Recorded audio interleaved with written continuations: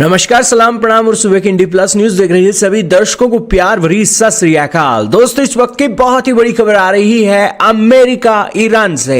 America और Iran ने दोस्तों 2 हफ्तों के लिए अस्थायी युद्ध विराम की घोषणा कर दी है। यह घोषणा पाकिस्तान और चीन की मध्यस्थता के बाद निकली है और दोनों ही पक्ष 14 दिनों के लिए हमले रोकने पर सहमत हो गए हैं। पाकिस्तान ने भी ईरान और अमेरिका से बात की और चीन ने ईरान और अमेरिका से बातचीत करते हुए ईरान को राजी कर लिया है। और उसके बाद पूरी दुनिया के लिए अच्छी खबर आई है कि 14 दिनों के लिए हमले रोक दिए गए हैं। व्हाइट हाउस ने इसकी पुष्टि की है और इस दौरान ईरान पर अमेरिकी बमबारी और सैन्य हमले बंद रहेंगे। ईरान ने भी इसके ऊपर खुशखबरी देते हुए कहा कि महत्वपूर्ण व्यापारिक समुद्री मार्ग स्ट्रेट ऑफ हॉर्मुज को वो फिर से खोलने के लिए तैयार हो गए हैं। यह समझौता ट्रंप द्वारा दी गई उस समय सीमा से ठीक पहले हुआ जिसमें उन्होंने मांगे न मानने पर ईरान के बिजली घरों और बुनियादी ढांचे को पूरी तरीके से तबाह करने की चेतावनी दी थी। युद्ध विराम से ठीक पहले 7 अप्रैल को उत्तरी ईरान में भारी हमले हुए थे जिससे कई इमारतें नष्ट हो गई। इस शुक्रवार को पाकिस्तान की राजधानी इस्लामाबाद में भी अमेरिका और ईरान के बीच सीधी या इनडायरेक्ट बातचीत होने की उम्मीद जताई जा रही है। दोस्तों, जैसे ही युद्ध विराम की बातें आई वैसे ही ब्रेंट क्रूड और WTI क्रूड की कीमतों में भारी गिरावट देखने को मिली। जो कच्चा तेल $110 प्रति बैरल तक एक वैरी कर रहा था, वो इस समय $94, $96 प्रति बैरल के हिसाब से वैरी कर रहा है, जो आज एक बड़ी राहत की खबर लेकर आया है पूरी दुनिया के लिए।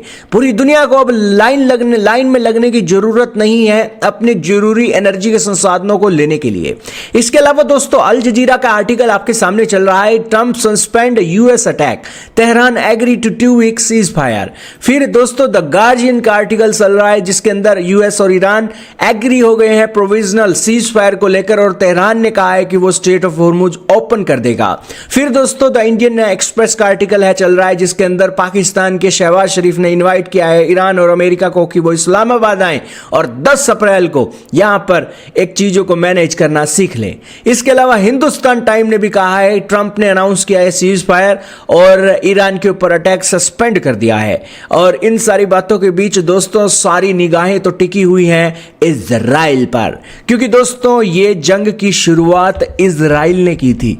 इजराइल ने सबसे पहले हमले किए थे और उसके जवाब में उसके पीछे अमेरिका ने हमले शुरू किए थे और अब इजराइल भी ईरान के ऊपर हमले बंद करेगा। तो इसके ऊपर लाइव मिनट आर्टिकल लिख रहा है कि इजराइल अभी भी तेहरान के ऊपर हमले जारी रखे हुए है। भले ही अमेरिका ईरान 2 हफ्तों के लिए सीज फायर के लिए रेडी हो गए हैं और लॉन्ग टर्म के पीस प्लान को लेकर वो चलने वाले हैं, लेकिन उसके बावजूद भी इजराइल ईरान पर हमले जारी रखे हुए है। तो यही कारण है कि दोस्तों, यहां पर इस प्रॉब्लम का क्या हल दुनिया निकालेगी ये तो आने वाला वक्त बताएगा। लेकिन ट्रंप साहब यहां पर फिर से कह रहे हैं कि अगर ये सीज फायर ना हुआ होता तो यहां पर होल सिविलाइजेशन मारी जाती, क्योंकि उनके अल्टीमेटम के अनुसार ईरान को हॉर्मुज ओपन करनी थी। अगर वो हॉर्मुज ओपन ना करते तो वो ईरान के अंदर तबाही ला देते।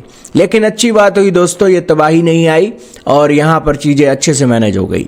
आपका क्या मानना है कमेंट सेक्शन में बताइएगा।